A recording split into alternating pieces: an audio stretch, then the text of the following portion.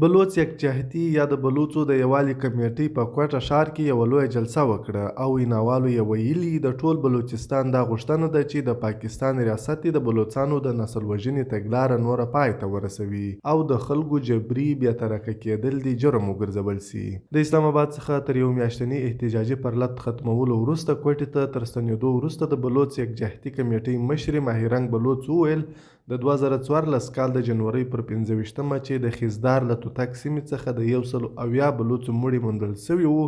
وایي له دې وروسته به هر کال دغه ورځ د بلوڅانو د نسل وژنې د ورځې په توګه لمانځي. هغې وویل چې د بلوڅو د یووالي کمیټې تنظیم به د بلوچستان هرې سیمې او هر کور ته ورځي او د یووالي غوښتنه به کوي. په دې جلسه کې د پښتون ژغورنې غورځنګ غړو هم په زیات شمېر ګډون کړی وو چې جلسې ته د پښتون ژغورنې غورځنګ د ایالتي مشر نور باچا په ګډون ځینو نورو غړو هم ویناګانې وکړې. نور باچا په خپلو خبرو کې د بلوڅو او پښتنو پر یووالي ټینګار وکړ او هیله یې څرګنده کړه چې پښتانه او بلوڅ په یو له بل سره د خپلو بنیادي حقونو لپاره ملګرتیا کوي. ماهرنګ بلوڅ هم په خپلو خبرو کې د پښتون ژغورنې غورځنګ د غړو مننه وکړه او ویې ویل چې پښتانه او بلوڅ به په ګډه د پاکستان څخه خپل حقونه اخلي. اغلې بلوڅ وویل چې د پښتون ژغورنې غورځنګ سره یو ځای به په یووالي سره پاکستان ته دا ثابتوي چې بلوڅ او پښتانه یو دي. هغې همدارنګه په خپلو خبرو کې وویل چې د منظور پښتین ټولې خبرې د خپل یوه مشر او استاد په توګه اوري او د هغه سیاسي لاره تعقیبوي. په غونډه کې د بلوڅو لخوا د منظور پښتین د راخوشي کېدلو شعارونه هم ورکړل سوه